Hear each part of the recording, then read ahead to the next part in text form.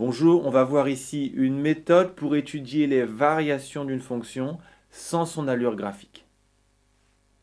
On veut étudier les variations de la fonction f sur cet intervalle. Pour ça, on va introduire deux points a et b qui appartiennent à cet intervalle.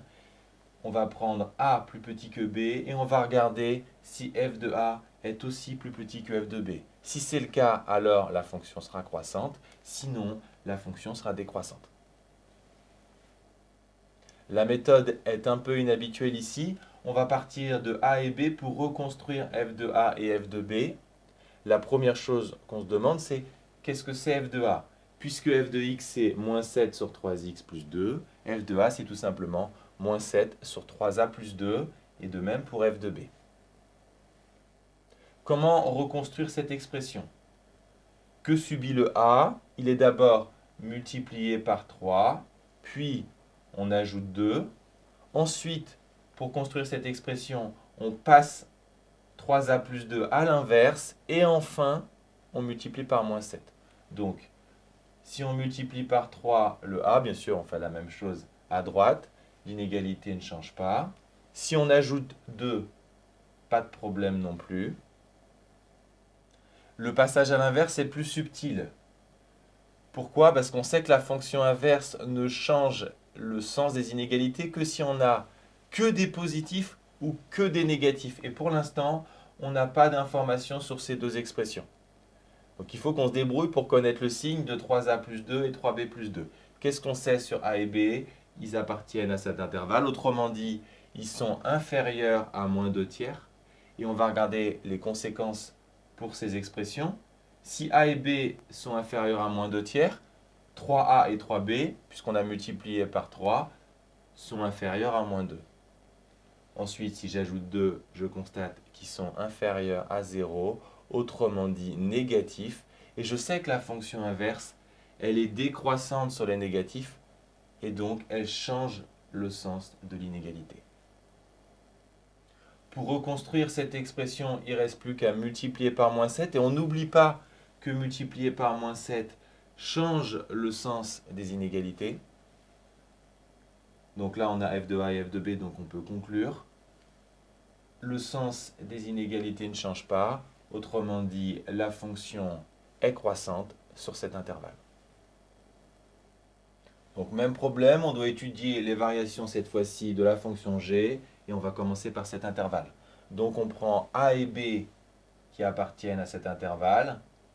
On prend a plus petit que b et on va regarder ce qu'il en est pour g de a et g de b. On n'oublie pas que a et b appartiennent à cet intervalle, donc sont plus petits que 1/5.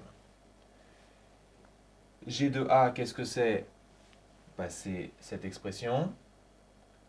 Pour la reconstruire, on commence par multiplier par 5. Ça ne change pas les inégalités. On multiplie aussi par 5 1/5. Et ensuite, on enlève 1. Ça ne change pas non plus les inégalités.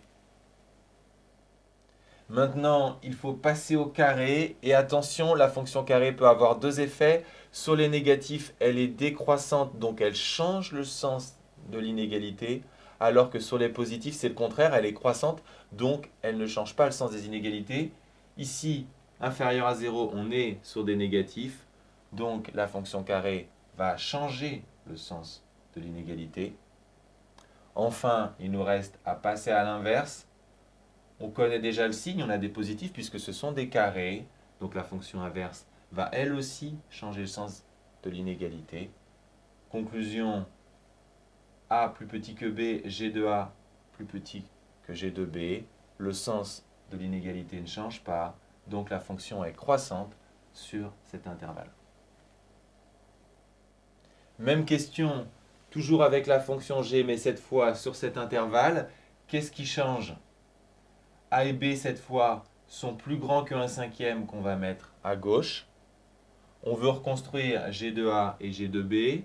On écrit les expressions qui sont nos objectifs. Notre A est multiplié par 5. Si on multiplie par 5, les inégalités ne changent pas. Si on enlève 1, non plus. Ensuite, on doit prendre le carré. Attention, cette fois-ci, on a des positifs. Donc la fonction carré ne changera pas le sens des inégalités. Ensuite, la fonction inverse, elle, va les changer puisqu'on a affaire à des positifs.